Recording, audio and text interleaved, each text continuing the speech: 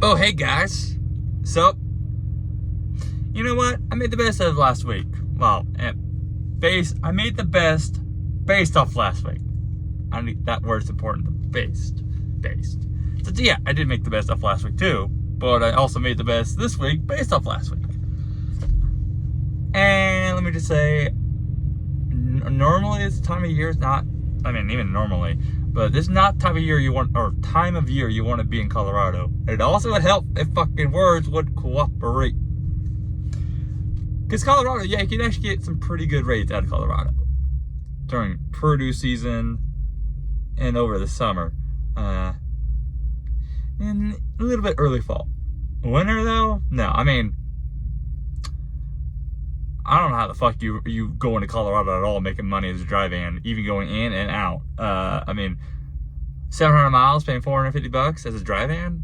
Thankfully I have a reefer, but what the fuck?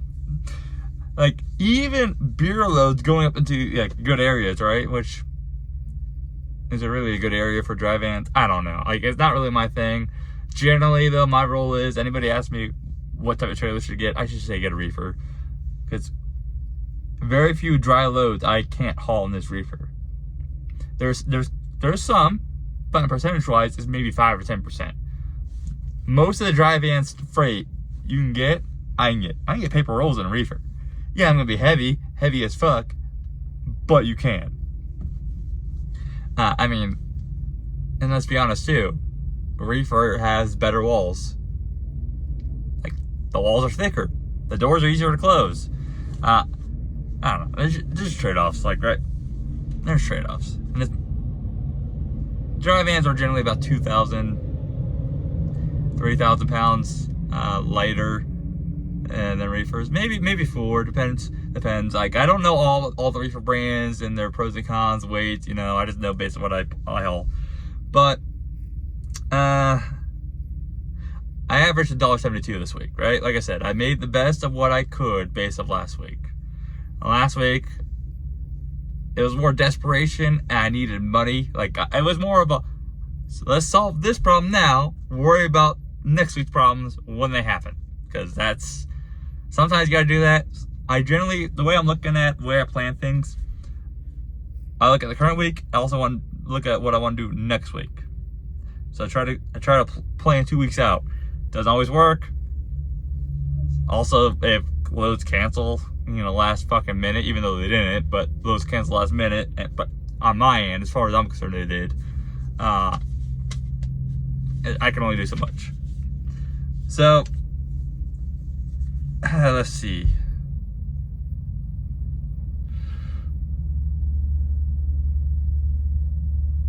Okay. So, I went down to Farmington, New Mexico, right? Problem is, dead spot, especially this time of year. Like, there's produce down there. You got peppers, you got onions, you got potatoes, probably more than I'm not aware of yet. Because some of the stuff I'm also figuring out as I go too. Like, I've only been doing this not even for a year. So I'm kind of having to figure out what freight is in what area as I kind of experience it too a little bit. But I decided to pick up some potatoes out of Hooper, Colorado, right? So I came back over Wolf Creek, US 160. They originally were like wanting to pay like 36. I don't know if the 39.60 the most I can get them. I asked for like 41. I even asked for the extra $40 to get 4K. Once they said 39.60, I was like, and then no, they want it. So, I mean, I got like 10% more, right? But my cut, 35.24 deadhead. Like I said though, especially down there, 100. Either way, I mean, it was either going to Albuquerque, which it's worse market currently than where I was. So 193 miles deadhead, loaded with 1797, total 1990 for $1.77. Load going northeast, pretty awful. But a load coming out of Colorado, actually it was pretty good for coming out of Colorado. That's what I'm saying.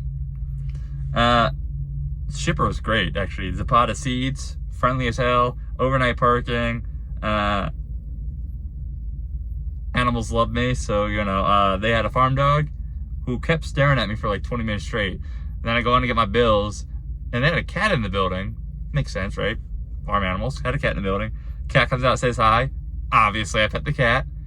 But then the dog got jealous. Now the dog wanted to come over and actually, you know, let me pet him. I don't know.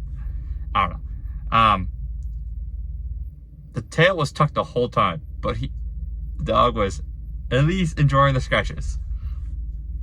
Would I do this load again? Okay, probably. Although the fucking shipper was also fine too, or the receiver was fine. It's a little weird. Okay, I'll get to it. The receiver is Sturman Macer? I don't know.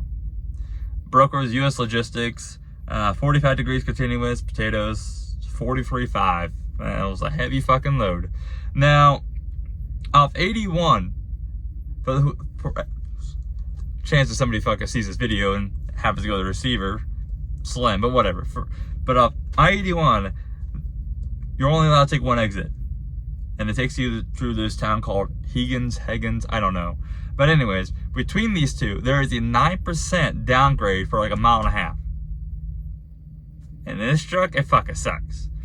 So the way this truck is set up, which I might tell the company they need to like adjust this Jake, like have it reprogrammed, because the way this Jake is set up on this truck. Now this truck was originally built for there's this truck and the sister truck. They're built in pair. They're originally for produce company. It's a producer farm company out of Washington. And so it looks like they were originally set up for doubles because it had like a 336 rear end or something like when it originally was built. Not anymore. But for some reason they decided that Jake does not need to come on under 30.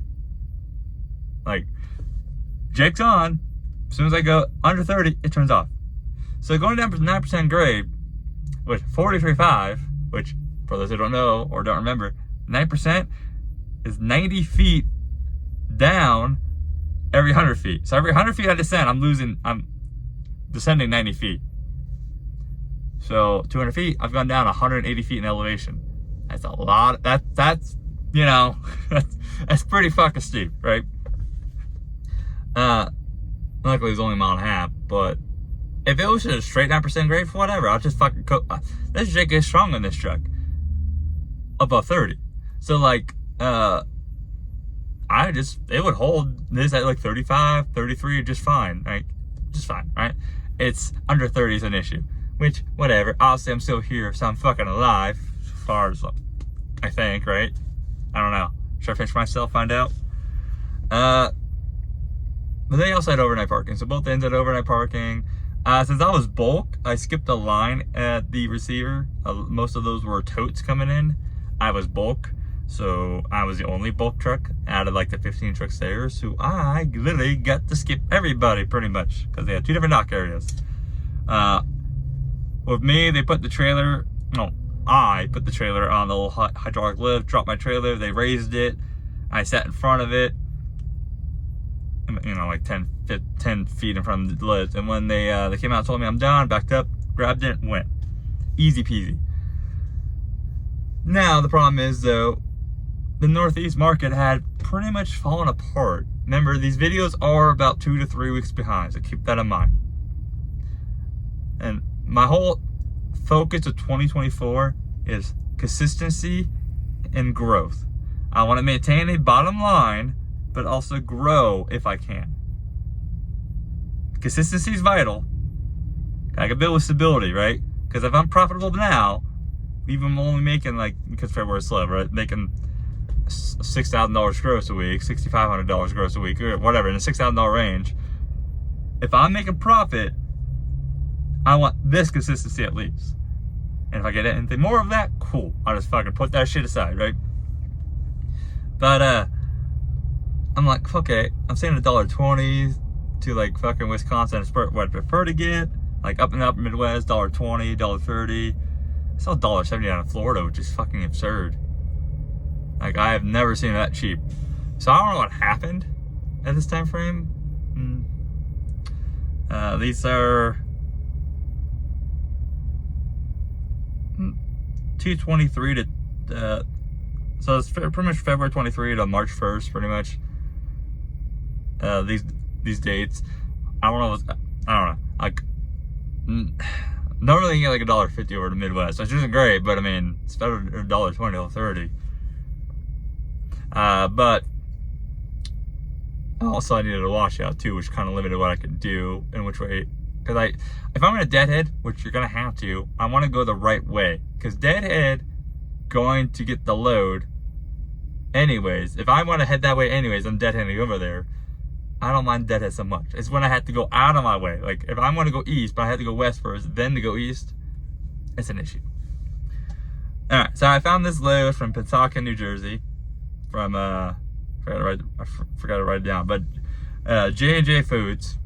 Also, the street was called a Central Highway. There ain't no fucking thing. There ain't no highway thing about it. No. It was like a little cul-de-sac. Ain't no fucking highway. 161 mile deadhead. That includes with me going down towards Harrisburg. So I sort of went out of my way because I had to get a washout. Most expensive fucking washout for a trailer in my life. Do these potato runs for like 3 months. Alright? I paid $50 to $80 for a washout. This fucking place, $115. And that's with me talking them down like $20. No, they weren't cramped in there. It was just light dirt. I literally reached in, like the guy with some of the prices, I was like, dude, these are loose potatoes. I literally reached in and grabbed the rail, a potato out of the rail, and I was like, see? Like, literally reached in and grabbed them, right? They're not stuck. Yeah. I could have probably saved myself like $50 by going another 40, 50 miles down a Blue Beacon. But $40-50 for like a 2-hour round trip, because I got to get over there and then also make that time back up. I don't know. Like, I don't know. Would you guys done that? I don't fucking know. Load was 1903, total 2064, $1.68, right? Not great, because it was going to Pensacola, 3-stopper, Olathe, Kansas, Wichita, Kansas, Loveland, Colorado. It was all, though, part of the reason why I took this load was because of those 12,000 pounds. Yeah. Downside was, though, I hit some crosswinds where the truck had issues getting even 5 and 6. It was strong. It was pretty strong with crosswinds. Somehow, not saying on the road, right? But it was strong enough, it was pushing me all around. And also crosswinds, hitting any truck, any load, even empty, is going to kill MPG. I went from Salt Lake, you know, this back when it was warmer, Salt Lake City, deadhead to Boise, 5 hours, right? Got 7 MPG all the way up because of crosswinds. But with no crosswinds, I can get 11 on that same route. Which 11 miles deadhead, or 11 MPG deadhead, pretty fucking nice. Pretty nice. I will miss this truck though. Yeah, well, fuck it. There's a little tease, I guess. Didn't mean to say that. That kind of was impulsive, but whatever. Though, I'm not exactly happy with the broker. The first 2 stops were more of an LTL, right? First stop did not have a lift gate or a dock, did not have a pallet jack, did not have a forklift, didn't have any way to get a pallet off the truck. Thankfully, their one pallet was 200 pounds. So all I did, because I was only there for like 15 minutes, instead of fucking sitting there and causing more issues, I said fuck it. I told them, I was like, hey, I'm willing to bring boxes one by one over to the trailer, into the trailer, if you guys are willing to, like, you know, put them in a cart and bring them inside. They're like, yeah, let's do it. I was like, okay. I also said, you also need to take the pallet, because I'm not a pallet exchange. Like, I don't have a way to get rid of it. They're like, well, what's our way? I was like, it's a brand new pallet. I mean, if I had my pickup, I'd keep it, but, you know, it's a brand new pallet. 200 pounds though, easy peasy. They gave me a shit ton of fucking snacks. So, this is what I miss about these, like, those types of loads, right? Where you handle a load or whatever. Generally, you're getting food thrown at you. Oh, what? They gave me 3 things too. They gave me a half gallon of apple juice, the expensive shit. Like, I go in there. He's like, do you like Red Bull? I was like, it depends on the flavor, you know. I'll drink Red Bull original. It's not I don't go out of my way to drink it. But if it's all that was, probably. He's like, okay, I got the original, I got sugar free. I was like, eh. He's like, okay, well, how about the juice? I was like, I like juice, you know, who doesn't like juice, right? He's like, I get apple juice. I was like, I like apple juice. And I'm thinking he's gonna give me like these little kid size, right, little cartons. No, he's like, here, I got these half gallons. I was like, ooh. And then I noticed he got a 3-blend treetop, and I was like, if you don't mind, I'll take this one. He's like, yeah, go ahead. Then he brings out that bag, right, the big fucking Ziploc bag, and he's like, what kind of snacks you like? Like this, and this, and this. I was like, yeah. I mean, it's like I just kept saying, yeah. I was like, it's always awkward when this shit happens to me, so I don't know what to say.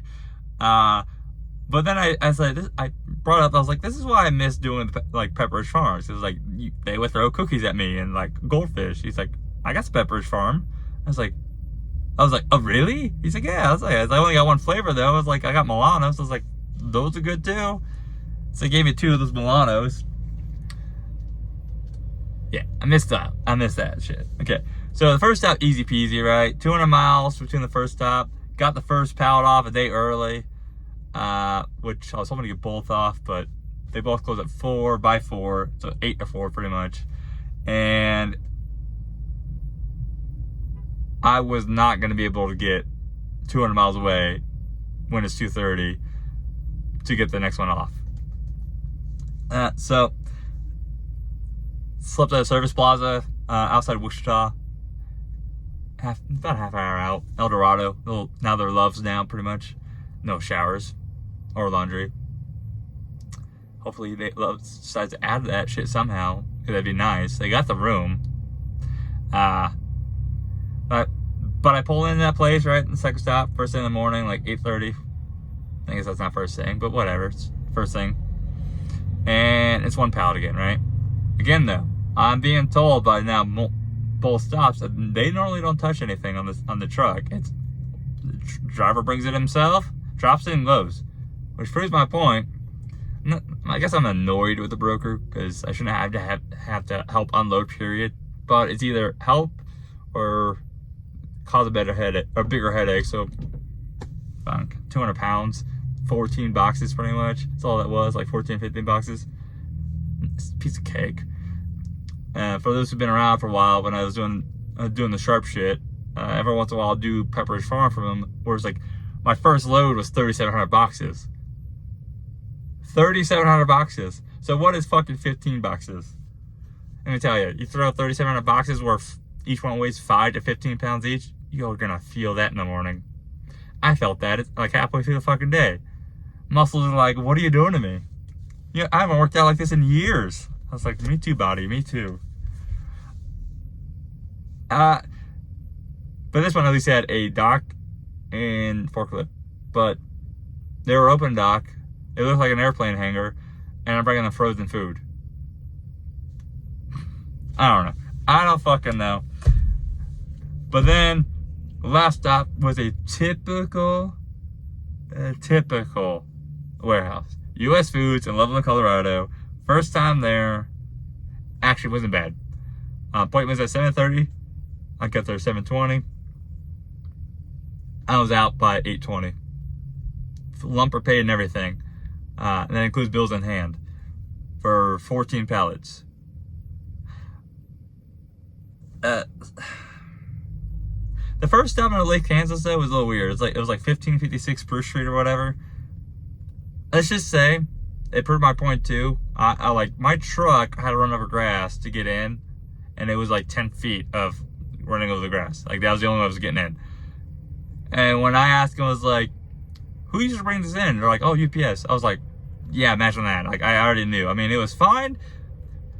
Once it got off the street, it was fine. Somehow the fucking building had more room to maneuver around it with cars parked all around, you know, going around the building. Actually, there was a dock on the backside of the building, but it wasn't for them. It was for another business. It was just fucking weird. I was like, you know, this is them trying to save money. The broker's trying to save money. But yeah, J&J Foods, the core food, and US Foods. Brokers legit SRAM, which I've dealt with them before. I'm not a big fan of them. they're Russian based, something like that, some Slavic, right? I'm not a big fan of them, because they don't track, so they like to fucking call you at like stupid times. Negative, well, negative 10. I put it at negative like 12 start stop. Piece of cake. $1.72 average, right? Like I said, it wasn't great, but honestly, the higher gross for the week compared to like February's been, and the better fuel mileage is gonna help out. I did over fuel for this week though, but that was fine. That's fine. That's gonna help out next week too. I am currently heading back up to Midwest. My next load is not exactly great getting up there. Again, Colorado, but it was the highest paying load out of Colorado that wasn't some bullshit. Like I could have got $3,000 for like 12 stops, LTL load pretty much, if I had like E-Tracks, which was pretty much a rail system inside the trailer where I could put like bars that housing you on top of or whatever. Did not have those. I'm one of the very few trailers in this company that don't have those. I know they want to put them on every single one of their trailers. I don't know. There's also something in the works that's coming up in a couple of years that I'll be doing, but no point bringing that up now because again, things can be delayed. My current tentative plan is 2 years though. There was another load of 3,000 that would have probably delivered Monday, but the problem is it was like Malin, Oregon. Malin, I don't know, fucking know. Middle of fucking nowhere, Oregon. It's 400 miles away from Boise. And could I have done that deadhead at the Boise? Yeah, because that probably would have still made good money. Don't know what it was, though. I emailed it. Actually, I did email about it. Never got an answer. So it could be a fake load. The broker that posted it is a reputable broker, so I don't know. Maybe they covered it and just forgot to take it down, so they just stopped responding to the emails. I have no idea. It's annoying, but honestly, I don't know. Well, a lot of complaints out here that people have about brokers are exaggeration. There are some fucking bullshit brokers, but honestly, if you can't fucking see through this shit, most of the time, like some of the times, there's honest mistakes and there's shit being told. Like my next load, okay, I'll still first come first serve on both ends. My experience, I don't want to get too ahead of myself the next week, but my experience is neither end are first come first serve. The issue with this one was the reason why I'm trying to say this is not a mistake is because the guy told me you are my first load with this customer. This customer, I guess, was told him first come first serve. On a mistake, I passed some knowledge around because I used to do a lot of the pickup with JCT. Actually, I used to do both with JCT, but I'm currently waiting for my fucking appointment to pick that up for, this weekend. But also running a lower rate right now for February is kind of expected. It is. I'm being consistent though. I'm profitable. I'm making good money now. I was making all right money before. I'm making great money now. I'm expecting to make even more money, but I'm about to start putting myself on a salary here soon. So that's going to change things anyway. So it doesn't matter how much a truck makes if I'm making the same either way. And then who knows? I might at the end of the year give myself a little bonus. Who fucking knows, But I mean, let's bring this up. Let's look at this. Like $1.77, $1.72, $2.30 last week. I just recently started writing down the weekly average. That's new, only done for 2 weeks now. So, but I'm looking at this like $1.90, $2.64, $2.14, $3.67, $1.31.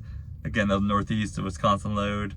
$2.64, $1.48. Again, overcapacity market up to a good area. $1.69. That's probably the worst load for a good area to a decent area. Most of that was deadhead, but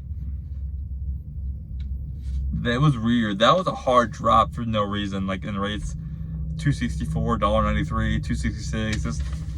So I'm being consistent, right? But not every load is gonna be like a $2 plus mile load. And then honestly, like I said, I've been very consistent about what I say. It doesn't matter the rate you pull. Yes, you should always try to maximize the rate you get. But as long as you're profitable, it's all that really matters, right?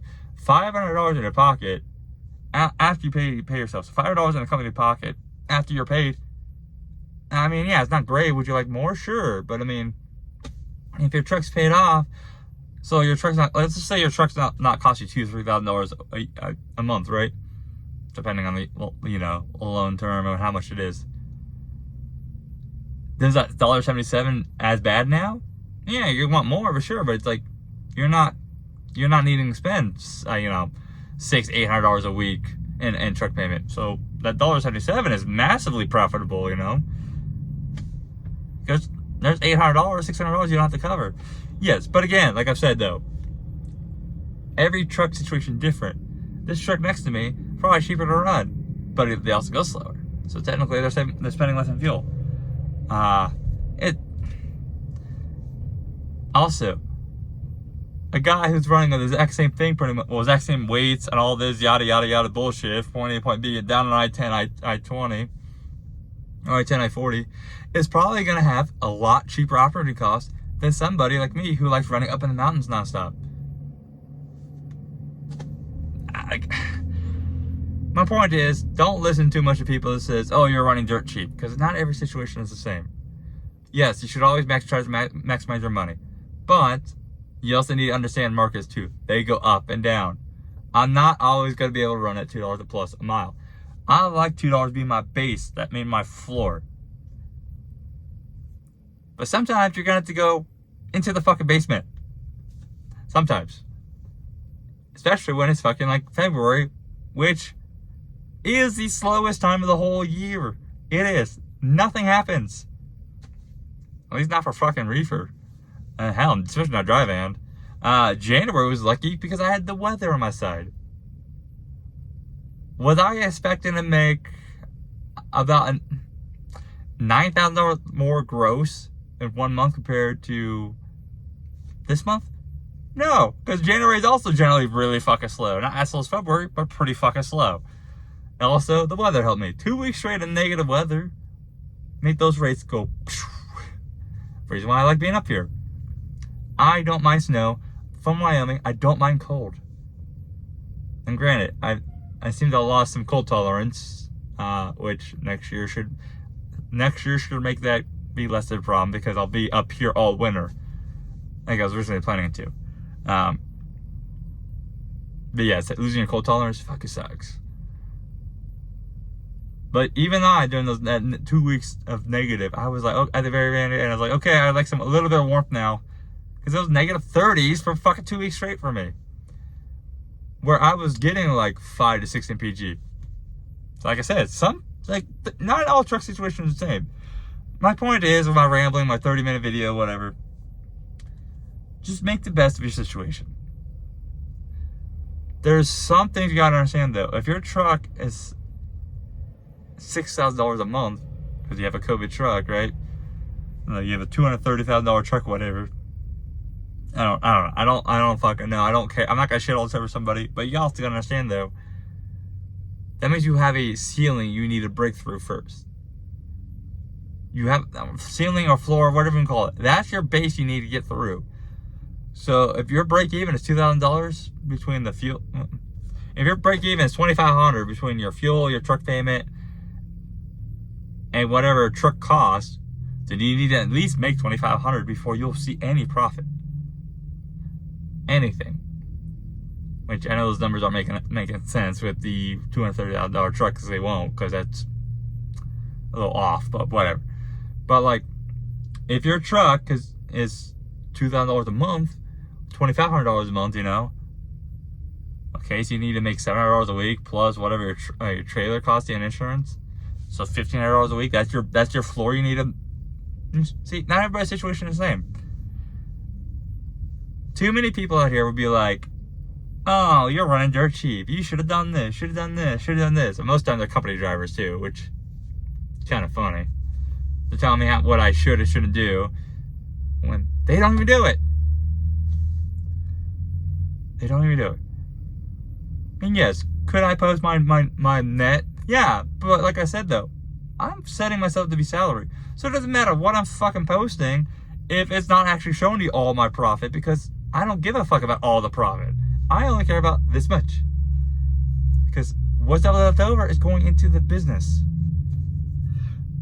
So too many people think about, well, how much you take home? Well, that's the wrong mindset.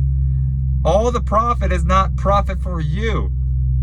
You want your truck to survive after the warranty? What do you about the engine rebuild?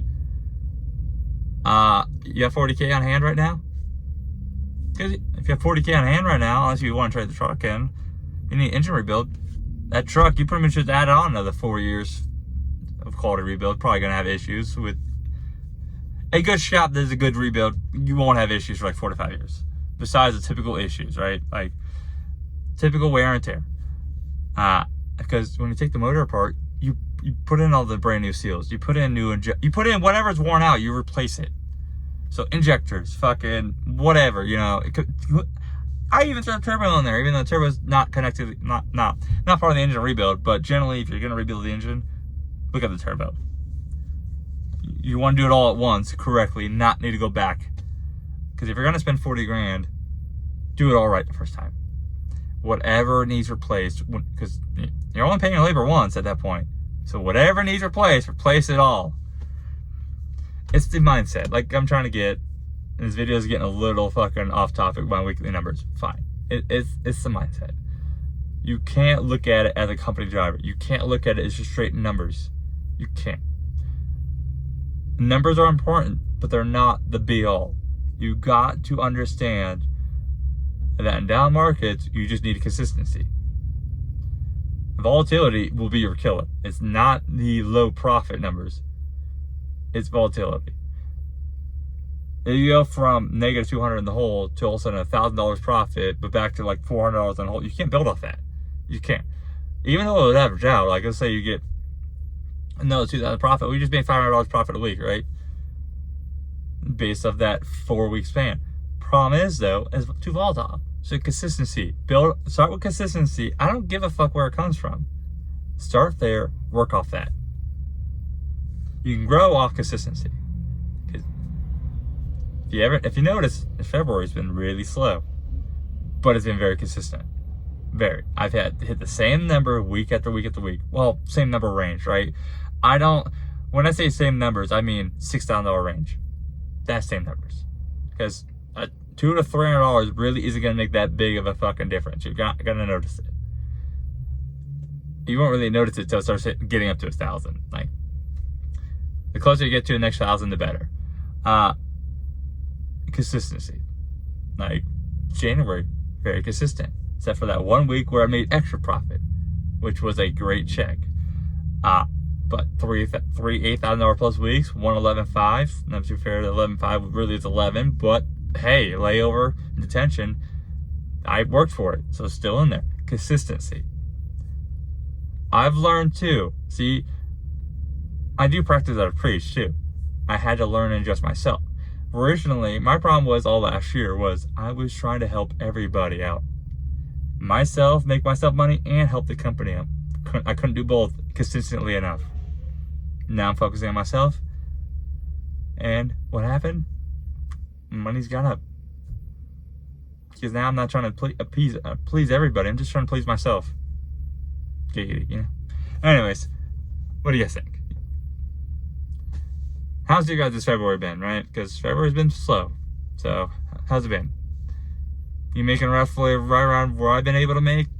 Granted, though, I do run more miles and probably could do better. But I bet you